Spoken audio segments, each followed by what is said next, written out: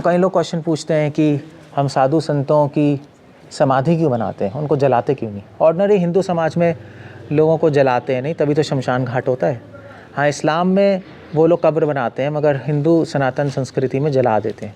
मगर जो साधु संत होते हैं उनके शरीर को नहीं जलाया जाता, उनकी समाधि बनाई जाती है। समाधि मतलब कब्र हो गई एक तरह से हमारे, अगर इस्लामिक टर्म्स में देखें तो समाधि बनाते हैं। ऐसा क्यों है, उसका एक कई कारण है। मगर यहाँ पे एक बात ध्यान देने वाली बात है कि साधु संत का मतलब ज़रूरी नहीं कि वैरागी, सन्यासी और ब्रह्मचारी। साधु संत गृहस्थ भी हो सकता है, क्योंकि कई ऐसे गोपाल भट्ट गोस्वामी परिवार है, राधा रमन परिवार है, आप मायापुर में जाए नित्यानंद वंश है, अद्वैत वंश है, वल्लभ संप्रदाय में जाए, वल्लभ संप्रदाय में तो सारे गोसाई परिवार वो सारे गृहस्थी होते हैं। तो वो उनकी जब शरीर छोड़ते हैं तो उनकी समाधि बनती है, उनके शरीर को जलाया नहीं जाता। इनफैक्ट जब भक्ति विनोद ठाकुर ने अपना शरीर छोड़ा, गृहस्थ थे, मगर ऑफ कोर्स उनके शरीर को जला दिया गया। भक्ति चंद्र सरस्वती ठाकुर बहुत डिसअपॉइंटेड हुए थे कि उनको जला दिया, क्योंकि महान संत थे वो, उनकी समाधि बननी चाहिए थी। तो साधु संतों की समाधि क्यों बनती है? सिंपल सा रीज़न है कि जो ऑर्डिनरी आदमी है, जो भक्ति नहीं कर रहा, जो संत नहीं है, चाहे वो जो संत नहीं है, उसके जीवन का फ़ायदा ही क्या? उसको याद करके फ़ायदा ही क्या होगा? एलो और गैलो, ऐसे लोग तो जीते हैं और फिर उनको जला के ख़त्म कर दो। वो संसार के लिए जीते हुए भी भार थे, समाधि बना दोगे तो समाधि के बाद भी भार बन जाएंगे। फालतू में एक जगह हमारी वेस्ट हो जाएगी धरती की। इसलिए वो तो उनके जीवन का तो भगवान की दृष्टि से उनके जीवन का कोई फ़ायदा नहीं है।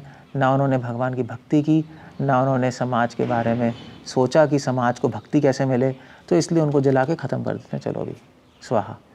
मगर जो साधु संत होते हैं वो जीते हुए समाज का सेवा करते हैं। सेवा मतलब समाज को भक्ति देते हैं, भगवान का समाज का कल्याण करते हैं, उनका उत्थान करते हैं। चरित्र का साधु संत लोग समाज का धारण करते हैं। साधु संतों की वजह से आज समाज है, वरना तो लड़ के सब खत्म ही हो जाए। साधु संतों की शिक्षा की वजह से तो लोग के बीच में, लोगों में चरित्र है, जो मर्यादा है। और जीते हुए जब इतना कल्याण करते हैं तो मरने के बाद उनकी समाधि बनाई जाती है, क्योंकि मरने के बाद भी लोग उनका स्मरण करेंगे। उनका स्मरण करके युगों पीढ़ी तक वो भी अच्छे बनेंगे, उनको याद रखकर कि ऐसे भी लोग होते थे संसार में जो स्वार्थी नहीं थे, जिनका चरित्र बिल्कुल प्योर था, जो भगवान की भक्ति करते थे। लोग विज़िट करेंगे वहाँ, पूरे संसार के लोग उनको प्रणाम करेंगे। उनकी समाधि को प्रणाम करने से भगवान की कृपा आएगी। जीते हुए तो वो कृपा आती है, अब किसी संत को प्रणाम करो, कृपा आएगी। भगवान ने ऐसा, शास्त्रों ने विधान बनाया है कि उनकी समाधि बना दो। कोई भी आएगा उनकी समाधि को प्रणाम करेगा 1000 साल बाद भी, तब भी भगवान की कृपा आएगी। जीते हुए भी वो संसार का कल्याण करते हैं, मरने के बाद भी संसार का कल्याण करते हैं, इसलिए उनकी समाधि बनाई जाती है।